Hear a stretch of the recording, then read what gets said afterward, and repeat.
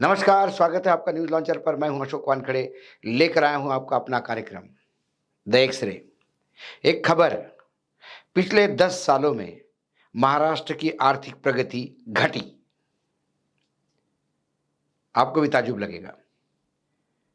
फिर मैंने उसको एक्स-रे से देखा और देखना इसलिए ज़रूरी था कि महाराष्ट्र में अभी विधानसभा के चुनाव चल रहे हैं।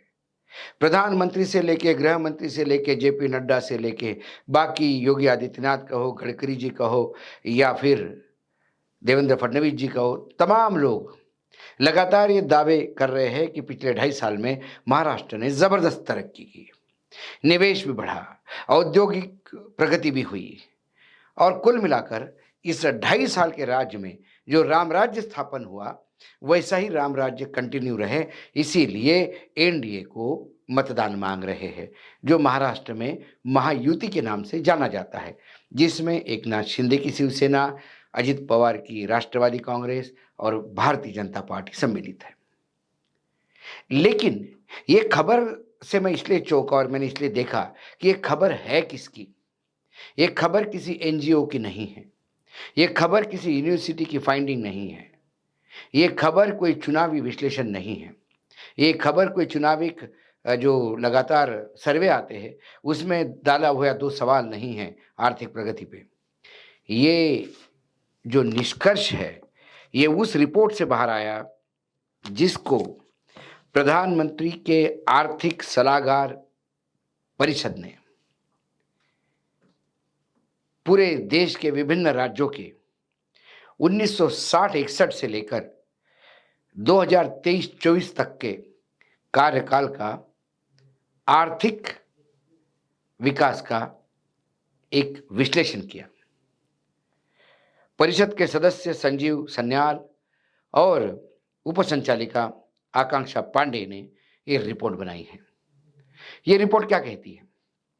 ये रिपोर्ट ये कहती है कि 1960-61 से लेके 2014 तक, 13-14 तक महाराष्ट्र पे लगातार महाराष्ट्र प्रगति पे था। हर मायने में, चाहे जीडीपी का कंट्रीब्यूशन हो, चाहे पर कैपिटा इनकम हो, चाहे औद्योगिक निवेश हो, चाहे बाहर का निवेश हो, चाहे औद्योगिकरण हो, हर जगह महाराष्ट्र आगे। महाराष्ट्र के लिए एक वरदान था महाराष्ट्र का समुद्री किनारा और खासकर मुंबई का बंदरगाह, जो अंग्रेजों के ज़माने में पुर्तगाल ने बनाया। उसके बाद अंग्रेज़ जब पुर्तगीज़ के यहाँ से दो राजघराने की शादी हुई, तो वो इंग्लैंड को गिफ्ट दिया गया और तब से वो ब्रिटिश साम्राज्य का हिस्सा था। इसी बम्बई के बंदरगाह ने बम्बई को एक बड़ा सेंटर बनाया। बम्बई इतनी प्रगति कर गई कि महाराष्ट्र की पूरी प्रगति में बम्बई का बहुत बड़ा योगदान है, ये भी नहीं हम मान सकते। जब मुंबई एक राज्य हुआ करता था जिसमें गुजरात भी हिस्सा था, जिसमें कोंकण और पश्चिम महाराष्ट्र भी हिस्सा थे, उत्तरी महाराष्ट्र का भी कुछ भाग था। लेकिन जब भाषा के ऊपर राज्यों का विभाजन हुआ, तो एक संयुक्त महाराष्ट्र की स्थापना हुई। मुंबई राज्य से कोंकण और पश्चिम महाराष्ट्र लिया गया, उत्तर महाराष्ट्र का कुछ इलाका। फिर उसके बाद सीपी एंड विरार से कुछ खानदेश का इलाका, पूरा विदर्भ साथ में आया। निजाम से मराठवाड़ा टूट के आया और एक संयुक्त महाराष्ट्र स्थापन हुआ।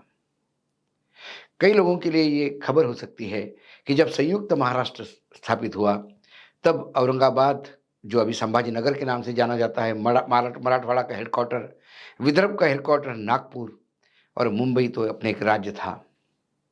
तो मुंबई एक राज्य की राजधानी थी, मुंबई राज्य की।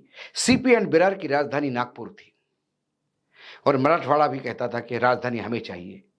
इसलिए एक नया एक उसमें से रास्ता निकाला गया था कि जो विधानसभा के 3 अधिवेशन होते हैं, तो एक अधिवेशन मुंबई में होगा, एक अधिवेशन नागपुर में होगा और एक अधिवेशन औरंगाबाद में होगा, संभाजीनगर में।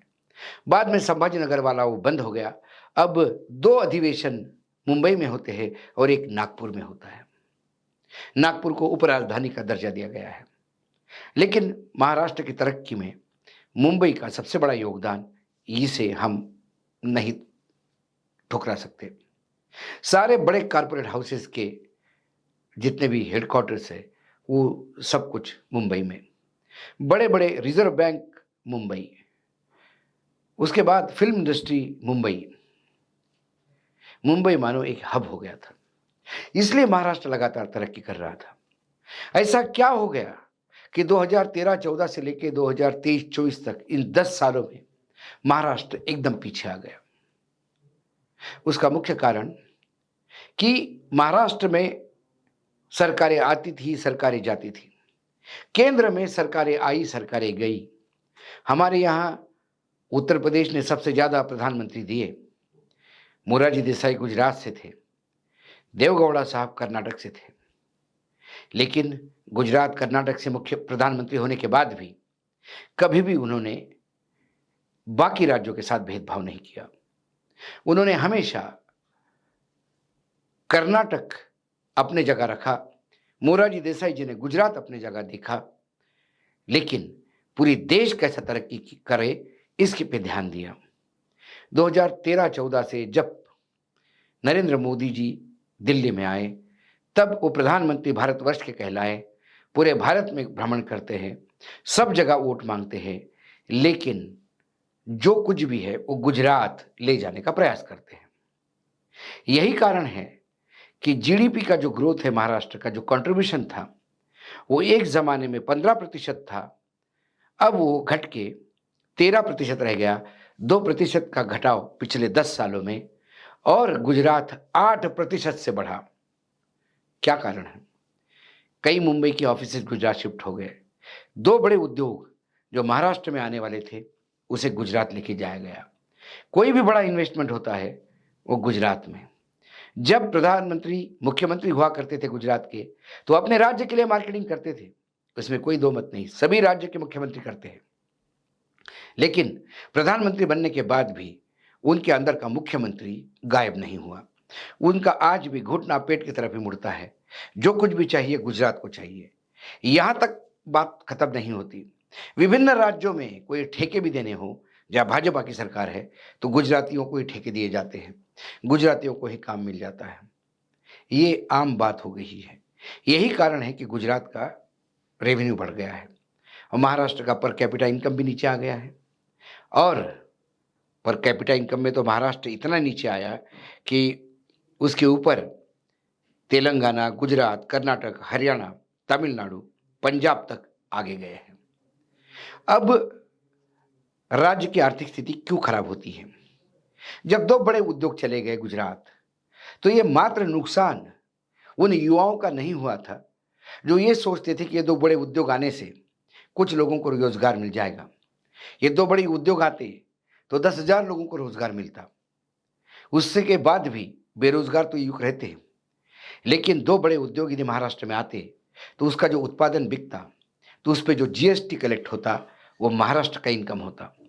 वही महाराष्ट्र मार खाता है और गुजरात प्लस में जाता है। कुल मिलाकर ये जो आर्थिक सलाहकार परिषद की, प्रधानमंत्री की आर्थिक सलाहकार परिषद की जो रिपोर्ट है, ये आई ओपनर है। ये आई ओपनर है विभिन्न राज्यों के लिए, ये आई ओपनर है महाराष्ट्र के मतदाताओं के लिए। इससे आंखें खुलनी चाहिए तमाम नेताओं के लिए। ये दुर्भाग्य है, 13-14 में महाराष्ट्र में जो मुख्यमंत्री थे वो पृथ्वीराज चौहान थे, फिर 14 से 19 देवेंद्र फडणवीस रहे, फिर 19 के बाद 2.5 साल के लिए उद्धव ठाकरे रहे, और इसके बाद एकनाथ शिंदे रहे, 2024 अभी भी है।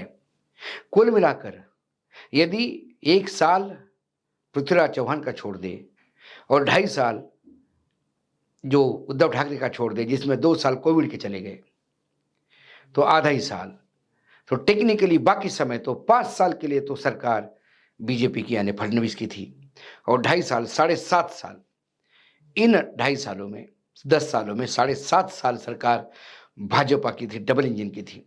उसके बाद भी महाराष्ट्र की अधोगति क्यों? प्रगति की जगह पे महाराष्ट्र पीछे क्यों? क्योंकि महाराष्ट्र के नेता दिल्ली दरबार के सामने नतमस्तक होते हैं। यह महाराष्ट्र का इतिहास नहीं। महाराष्ट्र का इतिहास यदि छत्रपति शिवाजी महाराज की इतिहास से जोड़ा जाए, तो हमेशा दिल्ली के तख्त को महाराष्ट्र ने ललकारा है। उसके बाद इंदिरा गांधी की निरंकुश जब सत्ता दिल्ली में थी, तब यही शरद पवार है जिनके ऊपर पार्टी तोड़ने का आरोप लगाते हैं। उन्होंने कांग्रेस को तोड़ा, उन्होंने कई जगह का पूरा कुनबा जोड़ा और खुद एक 30-35 साल के एज में मुख्यमंत्री बने। लेकिन उन्होंने ये सारा महाराष्ट्र में किया, वो भी दिल्ली के तख्त को ललकारते हुए। 2014 के खासकर फडणवीस के समय से दिल्ली के तख्त के सामने महाराष्ट्र घुटने पर टेकते हुए नजर आया। 2.5 साल उद्धव ठाकरे के तो ठीक गए, उसमें से 2 साल का कोविड था। कोविड में महाराष्ट्र का गला दबाने के बाद भी मुख्यमंत्री ने अच्छा काम किया, ये खुद सर्वोच्च न्यायालय ने उनको सर्टिफिकेट दिया। उसके बाद फिर वो 2.5 साल का ग्रहण का पीरियड आया, जहां 2 बड़े उद्योग गुजरात चले गए, जहां कई बार महाराष्ट्र का नुकसान हुआ और महाराष्ट्र के ये जो सत्ता के लालच में महाराष्ट्र की अस्मिता को बेचने वाले ये तमाम महाराष्ट्र का नेतृत्व था, ये लोगों को यूं ही गप सुनाता रहा कि हमारी प्रधानमंत्री जी से बात हो गई है, इससे भी बड़े प्रोजेक्ट वो महाराष्ट्र को देंगे। 2.5 साल निकल गया, विधानसभा का चुनाव आया। महाराष्ट्र की जनता को ये बात ज़रूर देखनी चाहिए, जब भी कोई कहे कि महाराष्ट्र ने तरक्की की 2.5 साल में, तो उसे प्रधानमंत्री के आर्थिक सलाहकार परिषद की ये रिपोर्ट दिखा दीजिए कि पिछले 10 साल में, जिसमें 7.5 साल डबल इंजन की एनडीए सरकार थी, उसी में महाराष्ट्र ने सबसे ज़्यादा खोया है। आज एक्स-रे में इतना ही। कल फिर आता हूँ किसी विषय के साथ। तब तक के लिए नमस्कार। देखते रहिएगा न्यूज़ लॉन्चर।